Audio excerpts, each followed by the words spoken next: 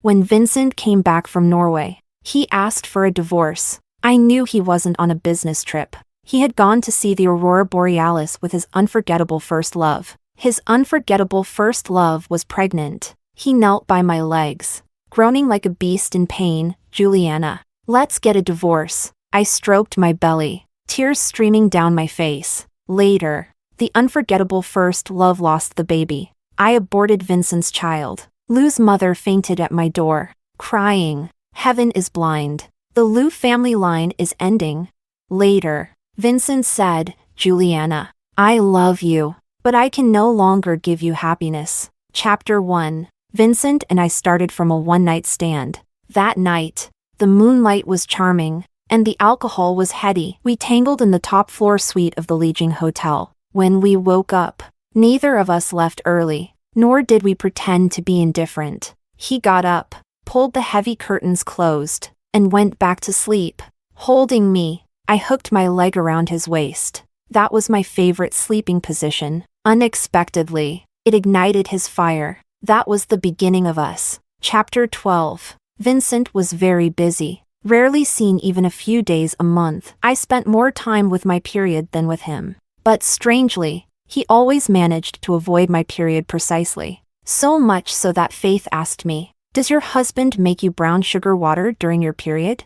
Such a question was hard to answer. If I denied it, it meant he never encountered my period. If I admitted it, it meant he never took care of me during my period. It was hard to handle, but I didn't mind. Men should be busy. I wouldn't be able to stand it if he was panting in front of me every day. After our one-night stand, he disappeared for a while. When he reappeared, he asked me to go to the Civil Affairs Bureau with him. I looked at him in surprise. "How many times have you been married?"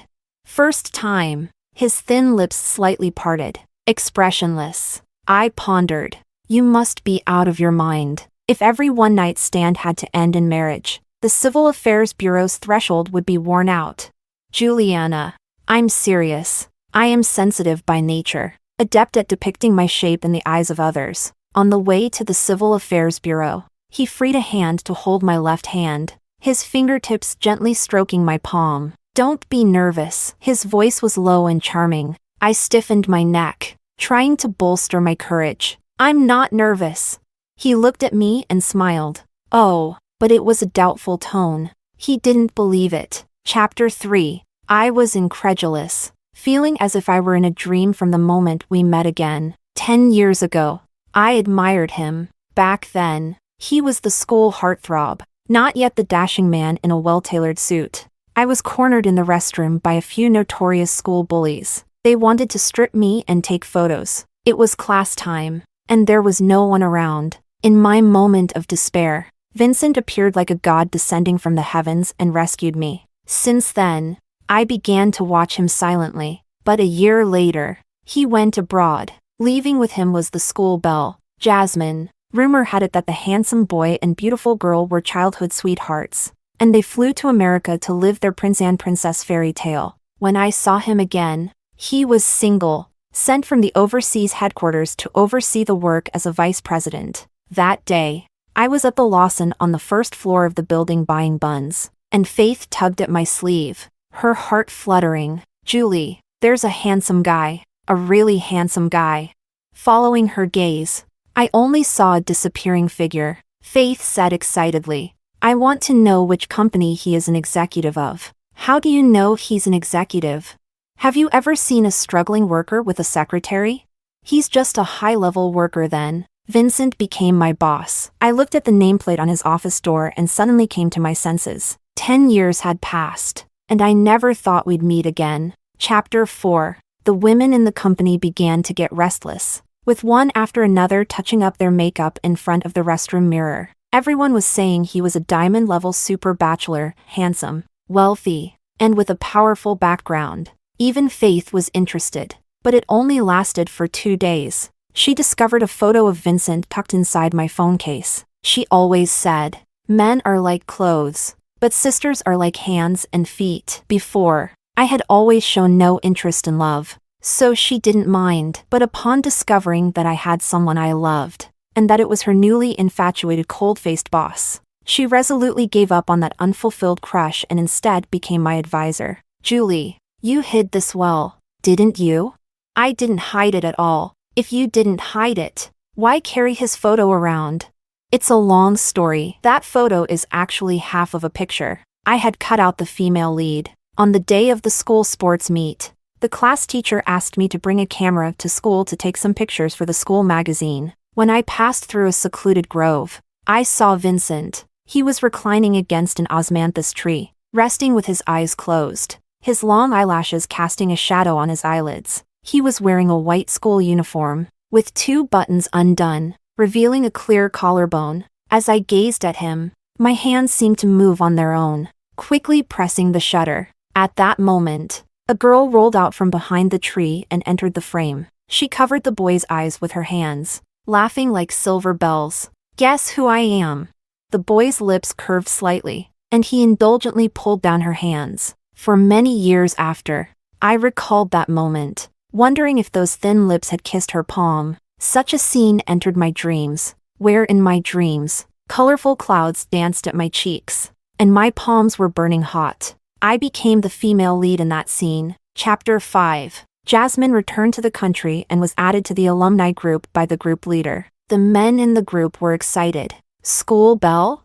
It's me! I'll be back as soon as I finish dealing with things here. The school bell is coming back. Where's the group leader? It's time to organize a reunion. Agree. Everyone echoed in agreement. Then, Jasmine added a newcomer. Vincent. I remember when I had just gotten married. I was playing with my phone on the sofa. Messages kept popping up one after another. He put down his documents and asked me, "Who is so free?" His expression was unpleasant. I thought he was jealous, feeling a bit happy inside, and ran over to sit on his lap. I spread the phone in front of him. It's just the classmates group. It's almost the holiday, so the group is getting active. He glanced at it indifferently, put it on mute. It's annoying, so he was just annoyed by the noise. I gloomily put my phone on mute. Someone in the group started talking about campus anecdotes, mentioning Vincent. Someone heard he had returned to the country but lacked his contact information. You have to ask Jasmine. That's right, where Jasmine is. Vincent must be too. I was a bit angry when I read those 2 lines. On impulse, I added Vincent to the group, but he didn't join the group nor explained a word to me, not even saying, "I find it annoying. I don't want to join." After that group invitation, I didn't speak to him proactively for half a month. After he became my husband from my boss, I would care about him daily. Have you eaten? Have you slept? When I didn't contact him, he didn't care. Still going to work and on business trips, rarely coming home. Now it seems it's not that he didn't want to join the group. It depends on who invites him. I guess if Jasmine asked him to eat stinky tofu, he might frown but would still obediently open his mouth. Vincent joined the group. The women in the group became active. Today is really a good day. Welcome. The school bell and the school hunk. Your kids must be quite big now. Maybe even 3 kids by now.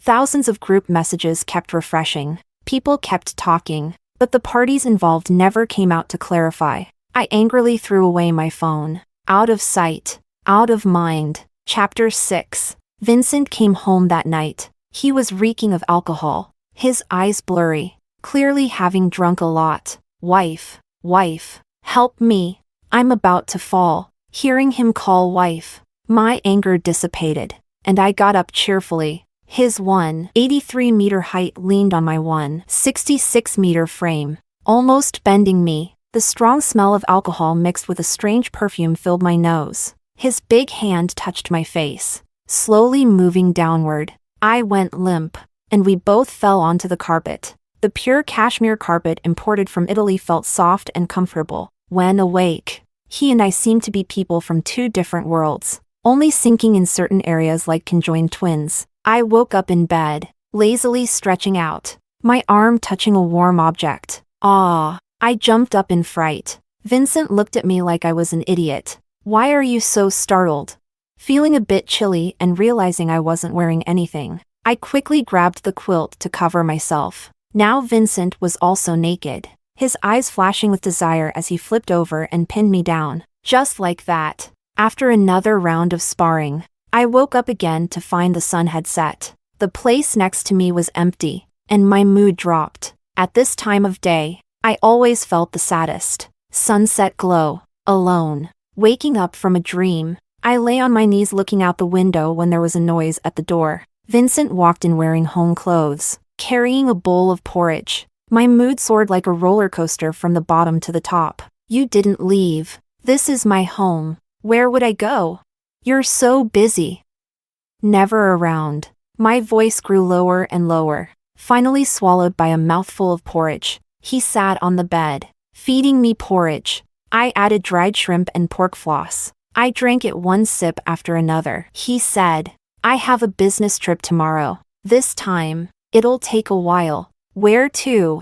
Norway. 3 days later, I, on a whim, clicked on Jasmine's profile. We weren't friends on WeChat, so I could only see her 10 status updates. The first one was a 9-grid picture located in Finland, and in the middle of the picture, one of the hands holding hers was very familiar. There was a small mole on the ring finger of his left hand, perfectly covered by the wedding ring. I zoomed in as much as I could and vaguely saw the imprint left by the ring, feeling extremely bitter and anxious. The room was warm, but I sat on the newly changed carpet, feeling icy cold. He was rarely gentle before he left that day. The hallway carpet can't be used anymore. It needs to be changed. See if there's any style you like. Pick one, and send it to me. I was very happy, especially happy. From the beginning until now, everything in this house was decided by him, never asking for my preferences or seeking my opinion. Sometimes I would sulk, but he couldn't sense it. His attitude made me feel like this was just his home, and I was merely a temporary resident. Looking at it now, it seems my days here are numbered. Chapter 7. I discovered that my husband was cheating, but this didn't decrease my appetite. Instead, I have become ravenous. Faith noticed me devouring 3 hamburgers and still complaining about being hungry. She looked me up and down and exclaimed, Julie, you have a pregnancy glow. What's a pregnancy glow? I asked, munching on fries, my mind wandering to Vincent. He was probably holding Jasmine while watching the Norwegian snow. Faith snatched my fries. You're pregnant. I was taken aback. I had never considered the possibility of pregnancy. Vincent and I had always used contraception. Despite countless moments of passion, he would always remember to use protection. We weren't young anymore, and I had always wanted a child, but I never dared to bring it up. I was afraid he would look at me with that indifferent gaze and reject me without any excuse. Impossible, I said firmly. Faith was puzzled. Why impossible? You two are married. Having a baby is normal. Seeing my certainty, she seemed to guess something and didn't press further. She stuffed the fries back into my mouth. I usually had a small appetite and didn't like sour foods, yet I was eating sour plums. That weekend, I went to the hospital alone. When I got the test results, I didn't know whether to feel relieved or troubled. I was pregnant, but my husband seemed to be rekindling his relationship with his old flame. Vincent rarely contacted me during his business trips. After much hesitation, I sent him a text message. I have something important to tell you. I might be pregnant. I anxiously waited for his reply from dusk till dawn, my heart growing cold, filled with despair in this large house. He didn't reply, not even a simple aborted. I clicked on Jasmine's profile. She had updated it 2 minutes ago. The caption read, Do happy things with the one you love. Don't ask if it's fate or calamity. The photo was of her and Vincent, looking intimate and natural, with a brilliant aurora in the background. I remembered Vincent once said he liked watching the aurora. He mentioned it many years ago when I walked past him talking to another boy on the school playground. I had remembered that for a long time. When we first got married, I made many plans, intending to surprise him with a romantic Arctic trip. But when I suggested it, his evasive eyes made me realize that some efforts seemed ridiculous. Those plans went up in flames, and I gave up the idea of traveling with him. He went to see the aurora every winter. He didn't say, and I pretended not to know. I thought men had things they wanted to do alone, and as a partner, I should give him enough space. Faith sent me a dozen messages on WeChat, which I neither read nor replied to. She then called me. Julie, your husband has another woman. Vincent, rarely seen, posted on his moments. I clicked on it. He hadn't blocked me. After all this time, you're still here. What a cheesy line. Coming from him. The most romantic thing I've heard from him in recent years was "don't be nervous" during his proposal. It turns out he could say such things, but only to others, not me. I entered his study. There was a locked drawer under his desk. I found a hairpin, turned it twice, and unlocked it. I had learned this unspeakable skill at a young age. It wasn't hard to learn but seldom useful. Now, it finally came in handy. Inside the drawer were all his favorite things. Lots of auroras and jasmine. Those photos also had him in them. But he looked expressionless, seemingly unhappy. It turned out every year's aurora trip included Jasmine, even after she had married someone else. What a pair of adulterers. Chapter 8. Someone in the alumni group posted a photo. The photo was taken from a distance and was blurry, but Jasmine's beautiful face stood out, even against the poor resolution. She stood outside a clinic, her right hand resting on her belly, which was slightly rounded, indicating she was about 4 months pregnant. I had to admit, Jasmine's beauty was indeed striking, even with a baby bump. Some people still wanted to meet her and pursue her. My friend took this photo at a hospital in Finland. Isn't this our school belle? Beauty knows no boundaries. Is the school belle pregnant? When did she get married without informing her old classmates? Could it be with Lou? I saw them shopping together at the World Trade Center last month. Just imagine how beautiful their child will be. I lay in bed, scrolling through my phone. I was waiting for Vincent's reply, but he was nowhere to be seen, and neither was Jasmine. I leaned against the headboard, surprisingly calm. Faith called incessantly. Julie, I heard your husband applied to transfer back to headquarters. Are you going with him? My throat was so dry that I couldn't utter a single sound. Julie, are you listening?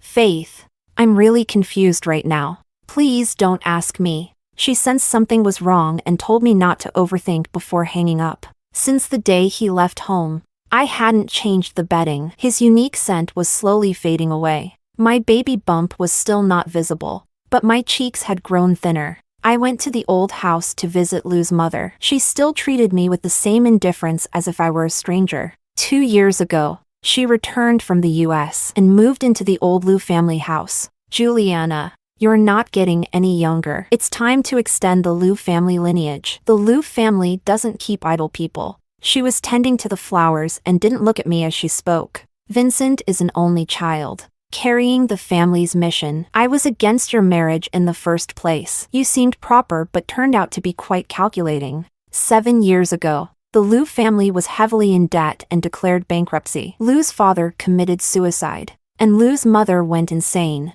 leaving Vincent to handle everything. Vincent never talked about those times, not even when drunk. I couldn't imagine how, in his early 20s, he experienced such a fall from grace. When I saw him years later, the once sunny boy had become somber, as unfathomable as a deep pool. I didn't resent him for everything with Jasmine. My time with him felt like stolen moments. Long ago, my wish was simply to be close to him, hoping that one time, when he shot a basketball, it would accidentally hit me. Marrying him was more than I had ever dreamed. Lou's mother always said, Jazz is the daughter-in-law I always wanted. Why did Jazz leave my Vincent?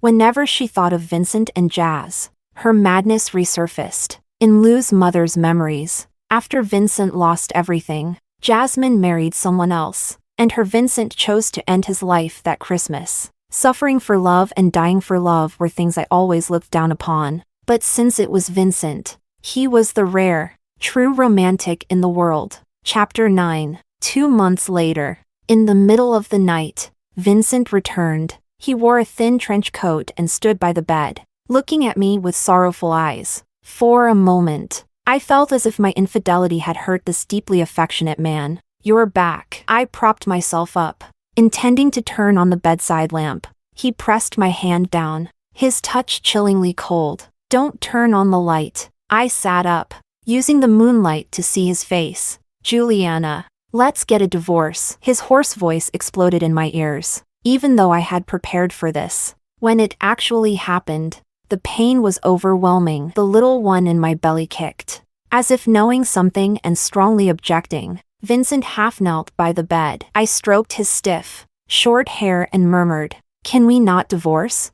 They say people with stiff hair are stubborn and unyielding. Vincent's decisions are always final. The only time he changed was when he came back from the brink of death, choosing a path of life, giving me a chance to share some time with him. I didn't know the reason for that change, but I guess it was for his unforgettable first love. Now, it seems he has finally waited for Jasmine to become single again. As long as I agree to the divorce, these two lovebirds, torn apart by fate, can be together again. I'm pregnant. I sent you a message over a month ago. I waited a whole day and night, but you never replied. I guess you didn't receive it or intentionally ignored it. Now that I'm telling you again, it probably won't change your mind. So, do you still want a divorce?" The heartache mixed with tears left me feeling lost. He looked at me in disbelief, the hesitation in his eyes hurting me. "Impossible."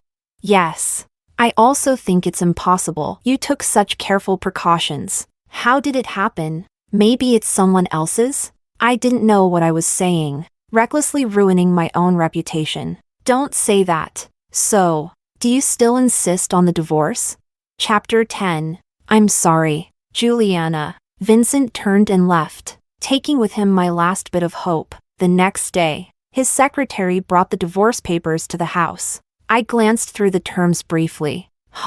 Your boss is really generous." The secretary remained silent, looking at me for a long time before speaking. "Mr. Liu has his reasons. Men always think they're great, bearing everything silently. Mr. Liu, forget it. Set a time for tomorrow. We'll go to the Civil Affairs Bureau for the divorce. He has to sign in person, right?"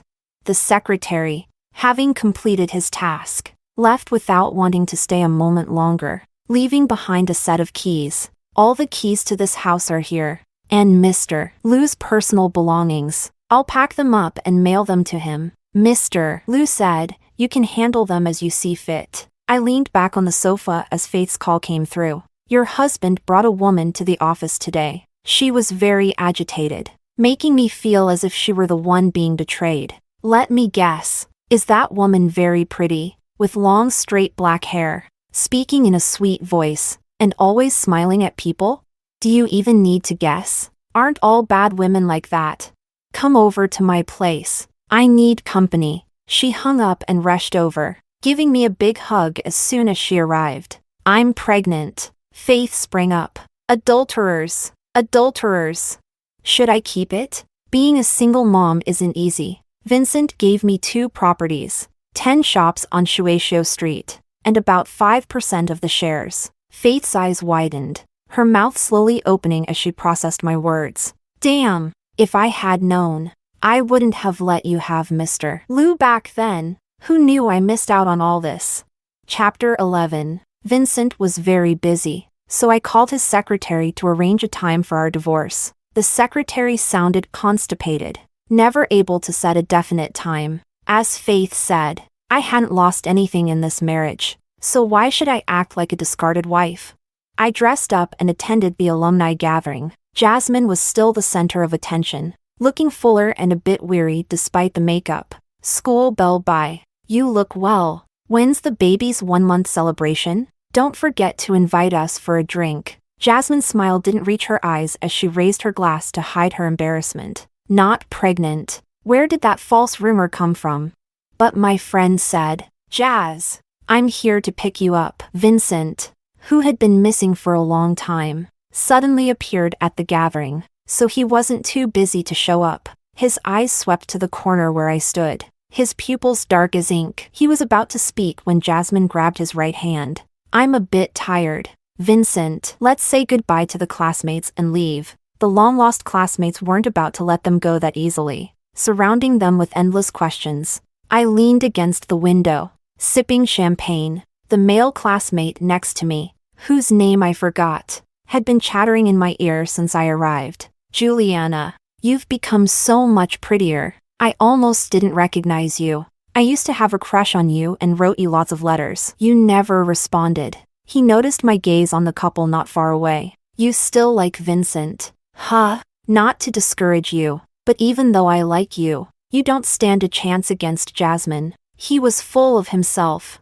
I'm really something. My annual salary is already 100,000 yuan. And I can get promoted by the end of the year. My boss said he'd raise my pay to 1 million within 2 years. You wouldn't lose out with me. I'd treat you well. This classmate wasn't tall, but he had a big mouth. Swallowing the promises his boss fed him whole. I raised my glass and drank it all in one go. The man in the distance frowned slightly and started walking toward me. He easily took the glass from my hand, his voice steady and authoritative. You shouldn't drink. A wave of murmurs rose around us. Who is this woman? She looks unfamiliar. Vincent seems to know her well. Jasmine walked gracefully toward me, extending her delicate white hand. Long time no see. The short man next to me was flattered, extending both hands to shake Jasmine's. Sigh. He wasn't the lovesick fool who adored me for years. Some men know their limits, only going after what they can attain. Those goddesses in the sky, they only dare to occasionally dream about them. Chapter 12. Don't worry.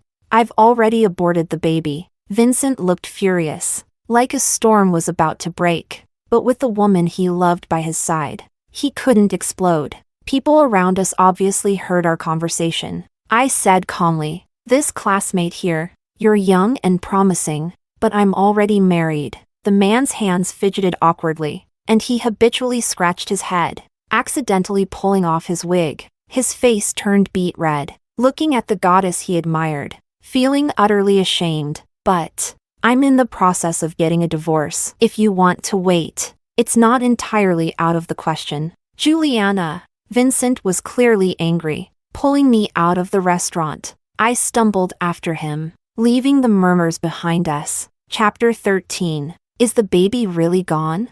Vincent sat in the driver's seat, gripping the steering wheel tightly, his fingers strained, veins bulging. I sneered and said, Vincent, I didn't hide anything from you, nor would I secretly have an abortion. You are the father of the child. You had the right to know about its existence. It was you who didn't want it. Now, what? Pretending to be in pain to mourn your child? He buried his head in the steering wheel. I never planned to have children. You mean you never planned to have my child? He looked up at me, with an undisguisable depth of feeling. Julianna, believe it or not, I do love you. I only started to believe in his deep feelings after deciding to divorce him. If he didn't love me, how could he be so generous? He almost gave me all his assets. I wonder if Jasmine would die of anger if she found out. Perhaps he did love me, but he also loved Jasmine, maybe even more than he loved me. So why should I torment myself over this impure love?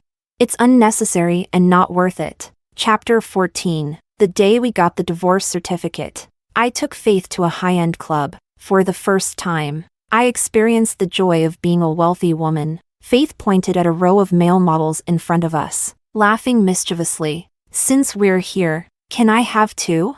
I also want to experience the peak of life with one in each arm. I waved my hand grandly, keeping them all. The ladies in the next room weren't happy about it, and one of the regular patrons of a young man barged in. 5 well-maintained women in their 60s pushed open the private room door. The club's lighting was dim and suggestive, and I had drunk some whiskey. Only then did I recognize a vaguely familiar woman among the wealthy ladies. Julianna, what are you doing here?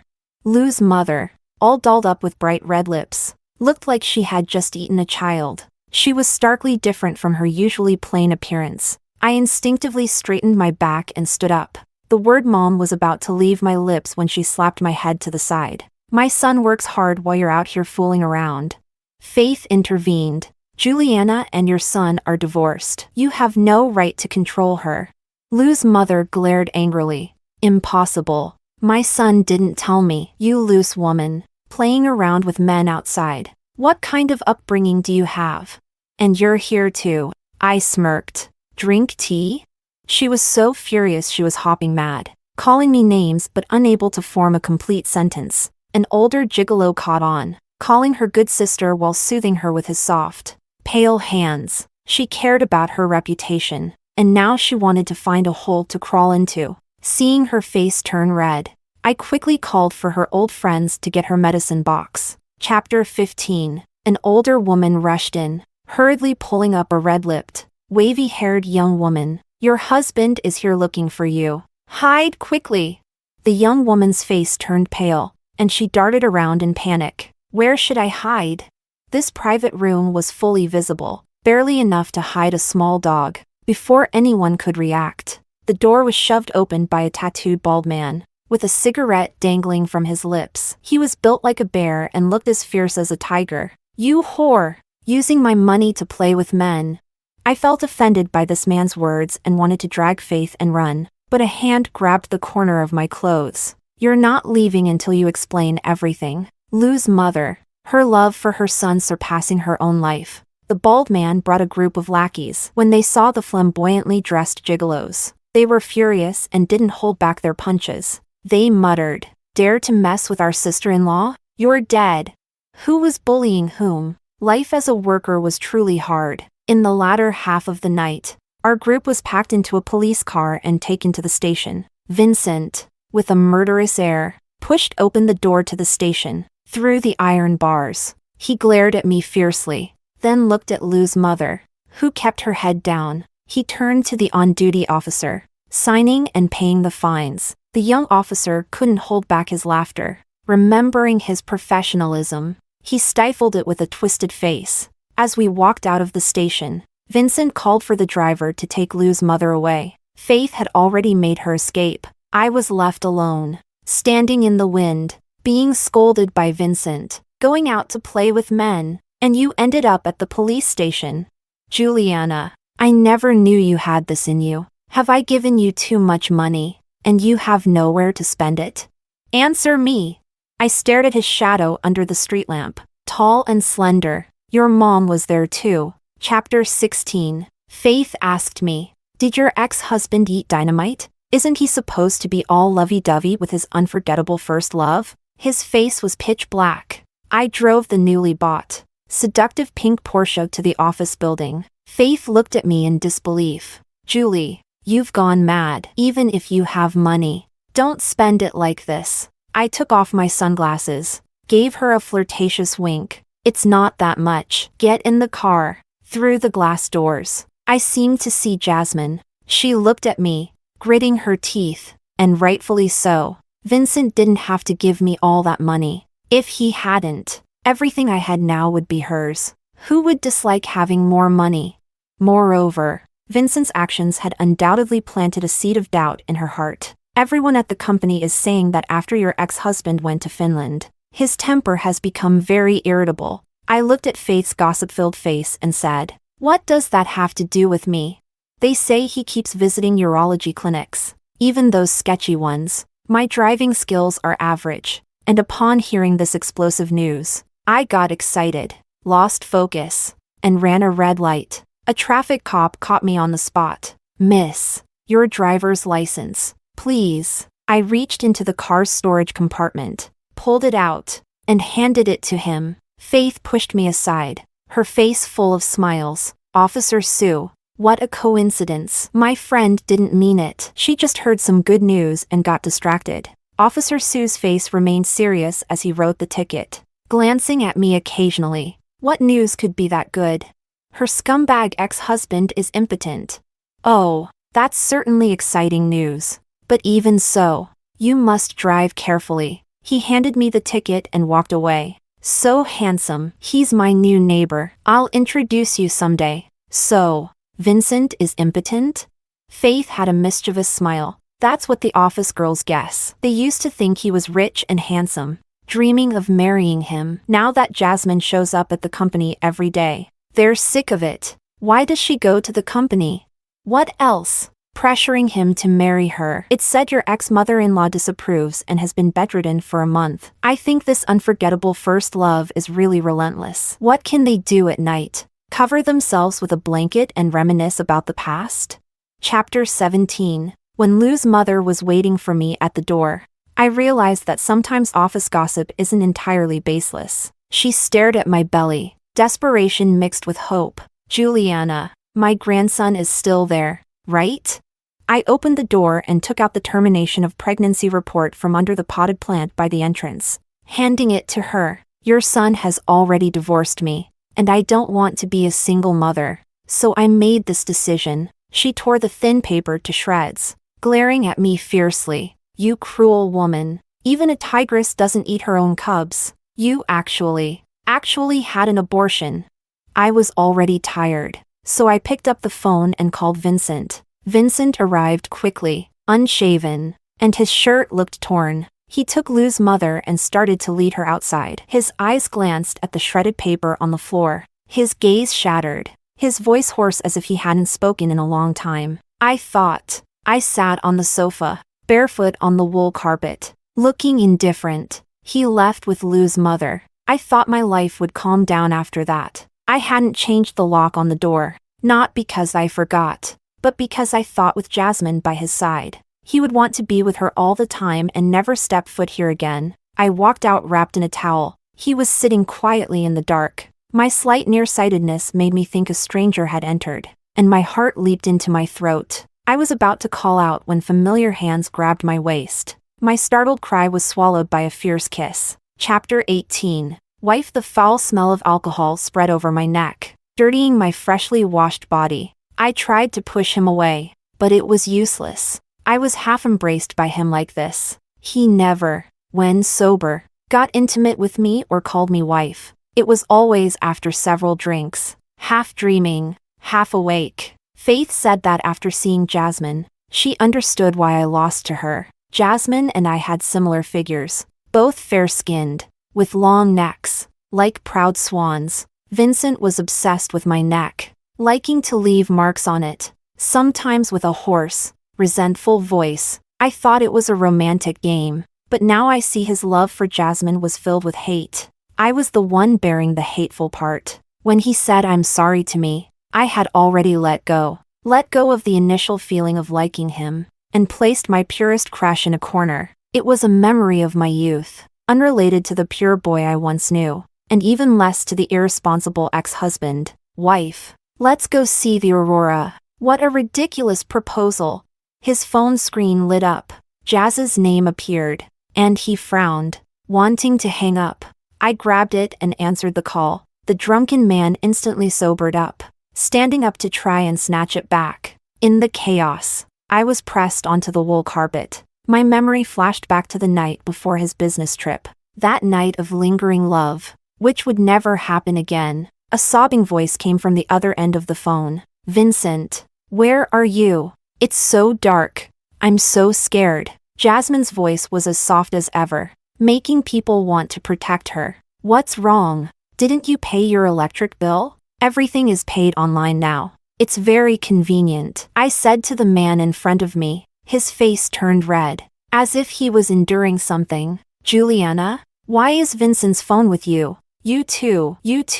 We didn't do anything. Don't worry. Your Vincent will always be yours, I said with a sigh. The man on top of me was too heavy. I tried to push him away, but he held me down, his body burning. I was surprised. Faith's information was wrong, obviously. Vincent was also stunned, his brows furrowed tightly. How is that possible? Chapter 19. After Vincent left, I quickly called a locksmith. He was too dangerous. He somehow managed to become a man again. I had no great expectations for marriage, but after marrying him, I began to have some extravagant hopes. I hoped we could respect each other and grow old together. Of course, reality hit me hard. I didn't want the child, not to retaliate against Vincent, nor because the child had any congenital defects. I thought a lot while lying on the operating table. Surviving is a choice, but facing reality is a pain, especially growing up in a family structure that society disapproves of. I had enough of other sarcasm and didn't want my child to endure the same. When I was in school, I was bullied daily. The most common thing I heard was that I had a mother who gave birth to me but no father to raise me. They claimed my mom had me with someone else's husband. I was ostracized, and despite doing well in school, even the teachers didn't like me. Classmates who wanted to stay out of trouble avoided me, and the bullies harassed me mercilessly until Vincent stood up for me. His bravery didn't make my school life any easier. The punches aimed at me only got harder. But I still thanked him. He was the only light in my painful youth. So, I wouldn't bring a fatherless child into the world to relive my pain. Even though I had money, I feared that slim possibility. It was too painful. And the memories of those years were all painful. Chapter 20. Vincent started showing up every day. His affectionate demeanor had a touch of fragility. I didn't understand his behavior. He let Jasmine take half of his assets and return to the US. The alumni group was buzzing. The job market in China is tough. Even the school belle couldn't stay. That's a joke. You're ugly, so you can't find a job. But is Bai, the school belle, an ordinary person? She doesn't need to work. True. It's better to marry well than to work well. Jasmine didn't get married either, right? Didn't Lou leave with another woman? I heard she was also from our school. You really can't judge a book by its cover. Julianna is quite something. A bunch of criticisms about me followed. There were all sorts of nasty comments. Anyone who talks bad about my wife will have to deal with me. This was Vincent's first message after joining the group, and it caused a huge uproar. I silently left the alumni group. I have a timid personality that loves watching drama, but when the drama involves me, I shrink back. That's why I didn't dare to acknowledge my relationship with Vincent after Jasmine joined the group, and why I stayed silent. I cared, but I didn't want to say more. Chapter 21. Faith said she wanted to introduce me to a new friend. I knew it was her handsome neighbor, the cop who joked that even good news shouldn't distract me from driving. Officer Sue looked friendlier in casual clothes. Hello, Miss Cheen. His sharp features and healthy complexion made his teeth appear even whiter when he smiled. Faith sat quietly on the side, pouting. Officer Sue stood up to go to the restroom. Faith reluctantly spoke, looking mournful. Matthias said he fell in love with you at first sight and wants to get to know you. Humph. But this time, I won't let you win. I don't believe I can't compete with you. A divorced woman. I smiled at her. Sisters are like hands and feet. Men are like clothes. I won't compete with you. What? You don't like the man I picked? I'll tell you. He's a certified good man. No mistakes. Well, you used to like Vincent too. Don't mention it. Everyone has a past. Hey, your ex-husband is here. Vincent sat next to me and called the waiter to order. I didn't invite you. I'm out of money. I had never realized his face could be so thick-skinned. When Matthias returned and saw someone sitting next to me, he paused for half a second, then extended his hand and said, "You must be the impotent ex-husband. Nice to meet you." Vincent glanced at me lightly and didn't refute. He reached out to shake the hand of friendship extended by the man opposite, smiling insincerely. "Nice to meet you." Faith looked at me nervously, torn between her job and her love. She wanted both.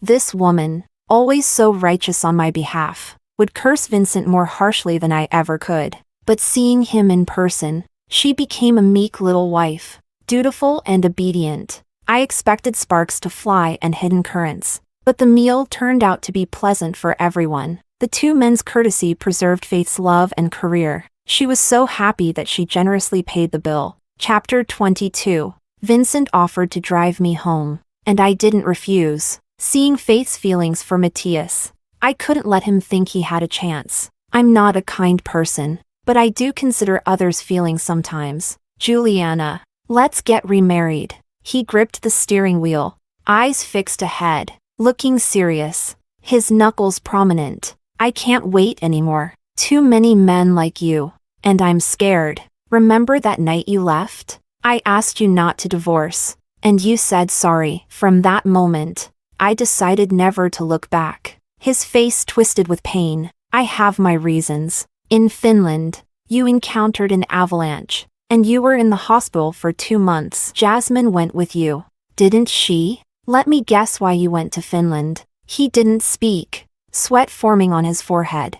But I continued. To see the aurora, your favorite. When we first got married, I suggested we go, and you refused. I never brought it up again because I knew you had your secrets. That place was off limits to me, and I didn't push. But you suggested divorce. To me, marriage is sacred, unyielding, even without love. Responsibility would keep us together, but you didn't even want your own child. He slammed the brakes and grabbed my hand, wanting to say something. There were few cars at night, so he stopped in the middle of the road without concern. Headlights approached, and a large truck crashed into us. In the chaos, he shielded me with his body. Chapter 23. When I woke up, there was a woman sitting by my bed. She told me that surviving a great disaster brings good fortune. Every day, she pushed me to the small garden in front of the hospital to bask in the sun. She said her name was Faith, and she was my best friend. The doctor regretfully told me that due to the car accident, I had lost the ability to become a mother. My heart felt hollow, but there was a sense of destiny, as if I had done something that made this result not entirely undeserved. The man brought in with me had a steel bar through his heart. A nurse said he must have loved me dearly to protect me so tightly. Faith said he was her boss and my ex-husband. If he loved me so much, why did he divorce me? Thinking about it gave me a headache, so I chose not to think about it. After I was discharged, it was December. I checked various travel guides and booked a ticket to Finland. I always remembered. I wanted to see the aurora.